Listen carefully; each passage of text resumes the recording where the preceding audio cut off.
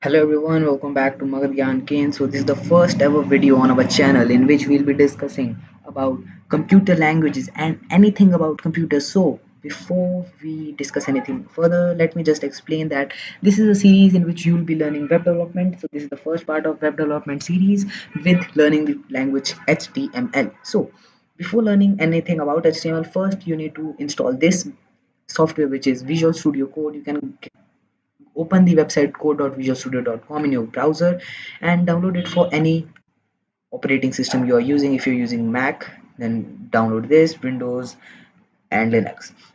Now after you have downloaded it, the next step is to create an HTML file. So first open the Visual Studio Code. So before anything you open, your wait, just let me okay. So you HTML, sorry, your Visual Studio Code should be looking something like this. Sorry for the interruption, but this is what your Visual Studio Code should be looking when you open it for the first time. Now, I will suggest you go to this icon, the lowest one, which says extension, open it up and search live server. So in live server, go to the first one by Ritwik Day and download it, install it. I have already installed it, so it gives an option of uninstall. Here you would have install button, so install it. After you've installed it, a button will appear on the bottom of your page which says go live.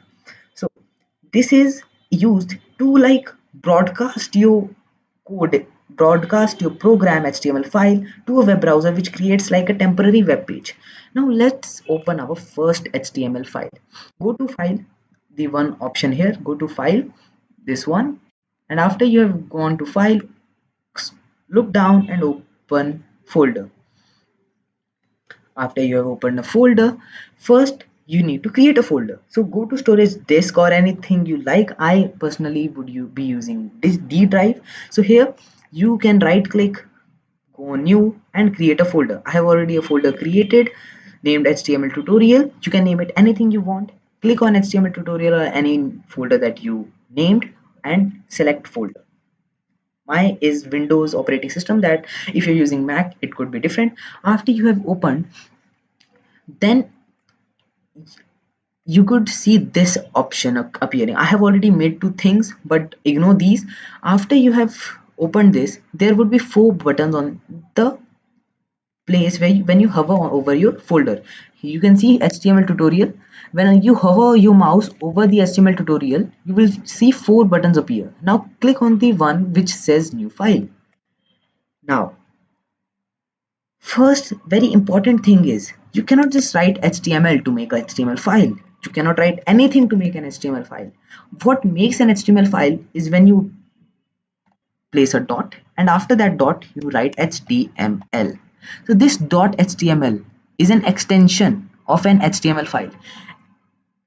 Only when you write this dot HTML, the application would know that you are creating an HTML file. No matter what you write behind it, it will still remain an HTML file. But when you make the .html something different, then it will be, the logo would change.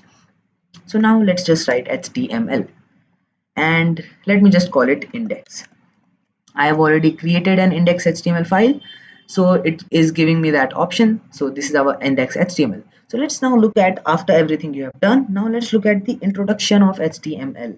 So HTML stands for hypertext markup language, and it is a markup language for creating web pages, and it describes the structure of web pages. It is nothing that you need to understand or anything you need to learn, because this is not what we are here to learn. We are here to learn HTML, but these two are something that you should know. It is a markup language for creating web pages. So markup language is a very simple computer language which is very easy to understand with the help of tags, elements, etc., and it forms the structure of a web page or a foundation of a web page. Everything you see on the internet is made with the help of an HTML computer language. So now let's look at a very basic structure of an HTML file. So you can see very a lot of things. So let's just break it down. First you have a doc type, but before looking to anything of that, first let me just tell you what are these things that you have between these two things, and then Between these two, you are writing something, correct? And then you have something like that. What are these things? So first, let me explain you what is doc type HTML. So you notice that I first wrote these two symbols, a less than and a greater than symbol, and I wrote something inside it, correct? So this thing, this complete thing is known as a tag. This is known as a tag in HTML. So what does this doc type HTML tag mean? So this tag means that this tag is telling the application that this document is an HTML file. Doc type is very simple. Next tag you have is HTML. HTML. Now notice when I close this tag, another tag appears. But the only difference between these two tags is that one tag has a forward slash and the other one does not. So the one which has the forward slash is known as an end tag, and the one which does not is known as a starting tag. And after that, you have inside the HTML tag, you have written lang, which is equal to eng. Now what is this? So this thing is known as attribute of a tag. We'll be discussing about attributes of tags later, but let me just give you this brief explanation that these are known as attributes. So this lang, you can understand, this stands for language and this stands for English. So this tells the web browser, not the application, but the one where you're hosting this your web page. It tells that web browser that the language you are using in this web page is English. And after HTML, you have the head tag. Head tag. Inside head tag, you have the title tag, and in title tag, you have written HTML tutorial.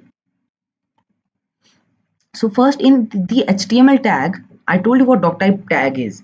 HTML tag is like a big container which has multiple small containers. This is a visualization that you see on your screen, that HTML tag is a very big container, and inside that container you have the head tag, and inside that container you have body tag, etc, etc. Now head tag.